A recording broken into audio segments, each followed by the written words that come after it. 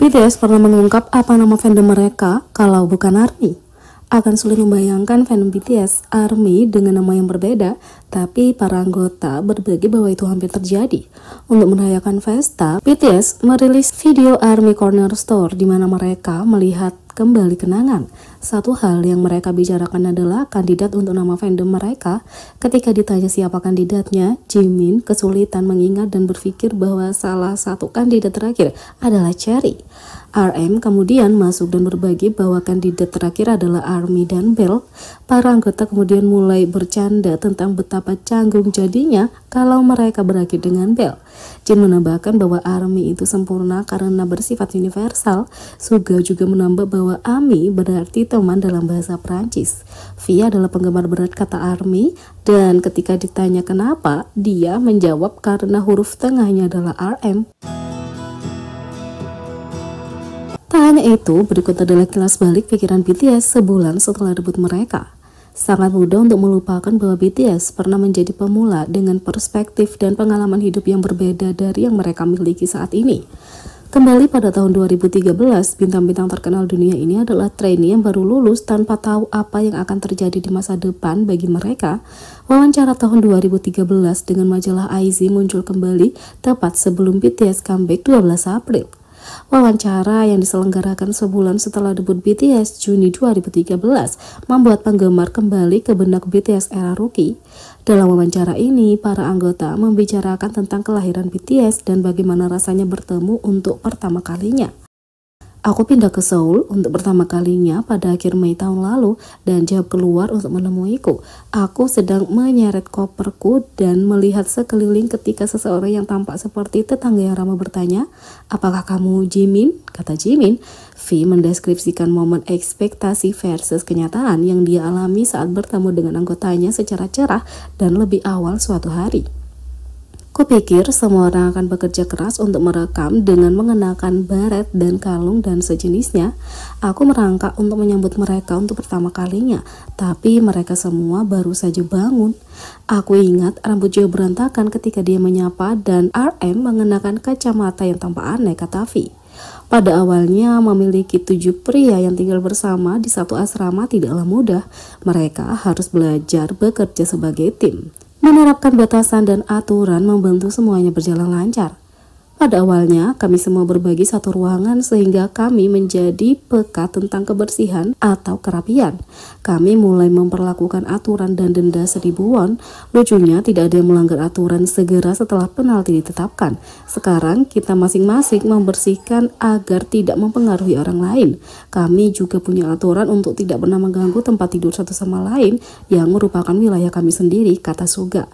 Mereka juga harus belajar bekerja sebagai tim secara kreatif dan profesional untuk bersatu sebagai grup hip hop. RM membagikan salah satu tekniknya untuk membantu semua orang. Kembali ke studioku, akan menghidupkan irama dan meminta masing-masing anggota kami untuk menulis lirik rap. Meskipun itu hanya perkenalan diri atau hanya satu kata, kupikir pada saat kami mengerjakan lagu utama, semua orang sudah siap untuk mengikuti alur hip hop, kata RM. Ketika ditanya tentang panggung debut mereka, Suga menggambarkan roller coaster emosional BTS dan staf mereka saat mempersiapkan. Sebenarnya sehari sebelum siaran pertama kami mengadakan acara showcase. Hari itu anggota tim pengembangan casting kami menangis. Begitu pula kami. Kupikir itulah sebabnya ketika kami mengudara keesokan harinya tidak ada dari kami yang menangis atau apapun. Kami hanya merasa mati rasa, kata Suga. Meskipun penampilan BTS yang paling awal berjalan dengan baik, mereka tidak sepenuhnya bebas dari kecelakaan. Jungkook mengungkapkan bagaimana dia menangani kerusakan lemari pakaian dengan cara seperti Jungkook.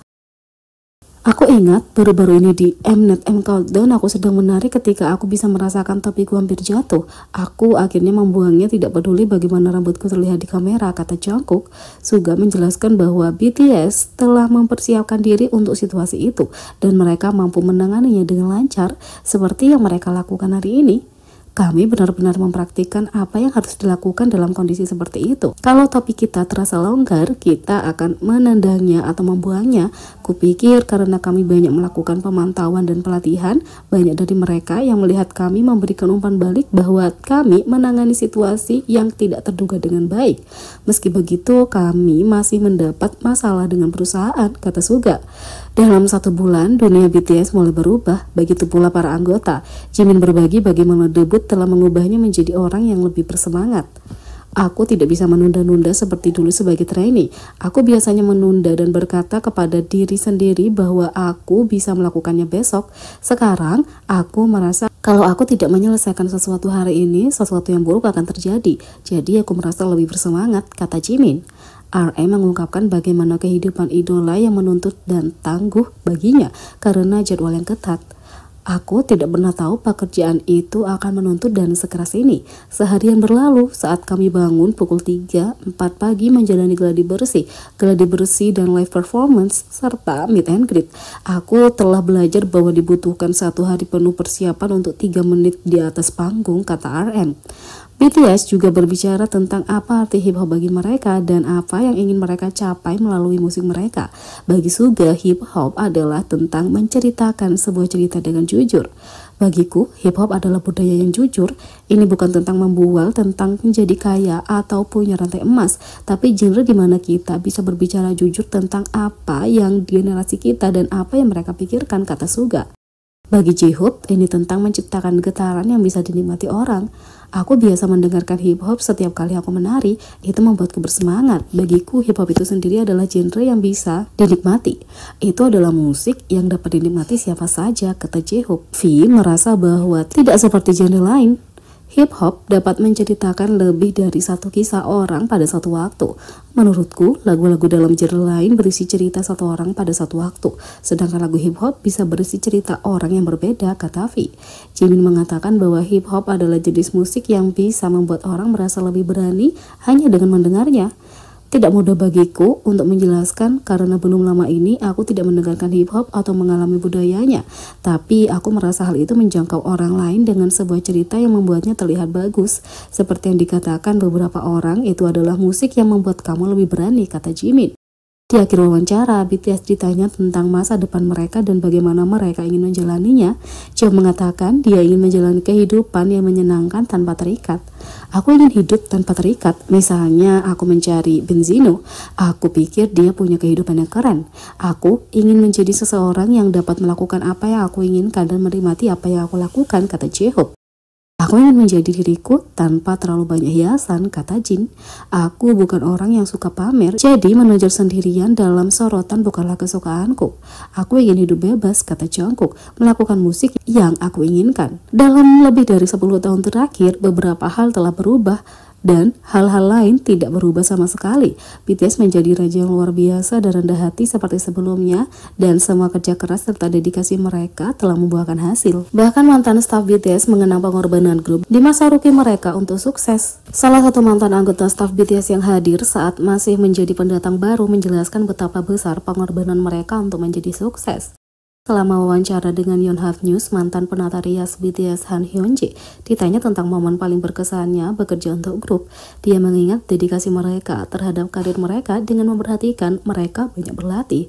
Itu juga bukan hanya latihan biasa-biasa saja. Meski mempersiapkan jadwal mereka dan menyelesaikan hari yang sibuk, BTS juga mengorbankan sedikit waktu luang yang mereka miliki setelahnya.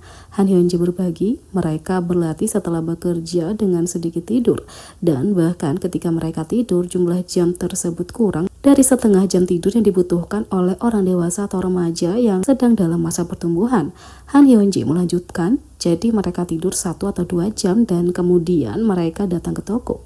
BTS sangat lelah dalam meningkatkan keterampilan mereka hingga Han Hyunji menghabiskan sebagian besar waktunya mengerjakan wajah tidur mereka.